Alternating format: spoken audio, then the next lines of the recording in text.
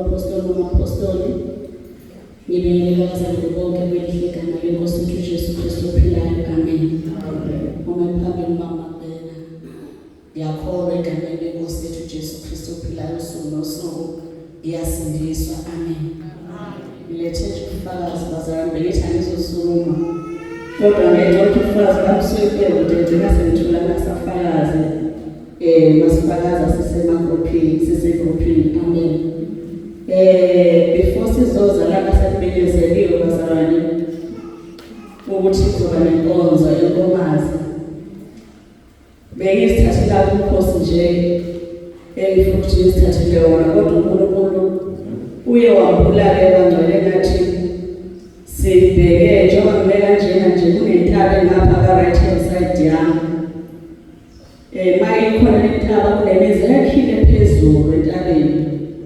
Bese kuthi futhi eqeleni lentaba kube nezitina, ubonke lomuntu usenza izitina. Bese inhawu akasazithenganga izitina, usendlula ntona azenzele yena izitina azibumbele zona zingathi zegreshi zibekwe khona entabeni.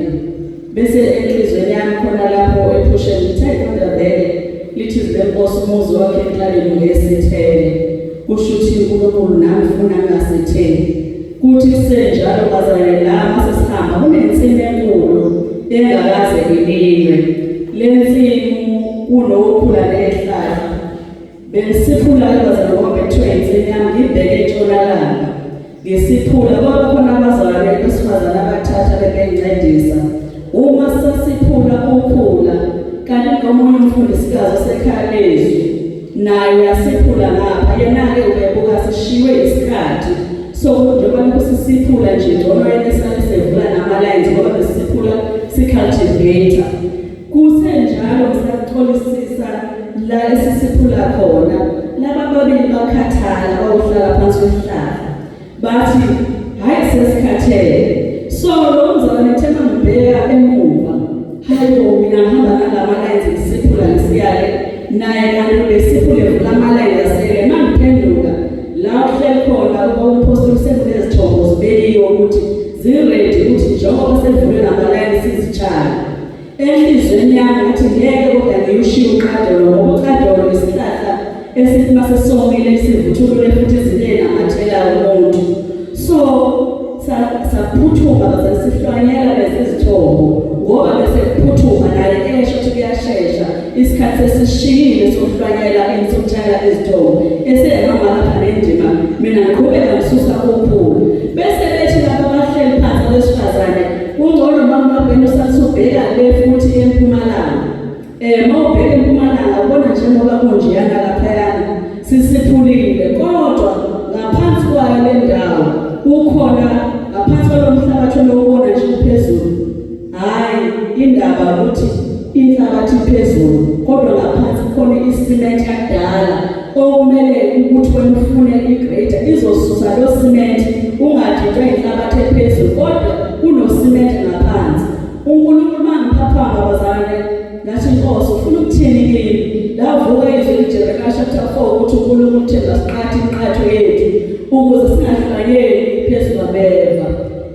Kusenjalo ngafunda izwi leMathewu 13 uNkulunkulu ekhuluma ngokuhlanyela. Ngagxila ukuthi ngampela uma izwi lenkosi lithi kuyelele ukhule kuyothi masekukhulile bese siyakhona ukuhlukanisa usiphule kususukhula. Ngafunda wonke uMathewu 13 lapho uNkulunkulu ekhuluma ngokuhlanyela. Ngambuka uNkulunkulu engisiza ngaleli phupho inkosi usizane nabazalwane isikhathi asisekho. Ngamdumisa uNkulunkulu ukuthi ubize ukuqatha isiza noma sekulinyiwe singadidwe inhlabathi ephezulu kodwa kumele sijule njengomshokezi lenkosi. Namhlanje kuseni ngiyehla ngiyabuqa umzalwane sihleli la siyabuqa siyaphuleka. Emva kwalokho ngaqasha ngoba ngisafika ukuthoma ngabo 2 to 3 nalala. Uma sakulele uNkulunkulu unginikeza futhi ivesi loGenesis chapter 17.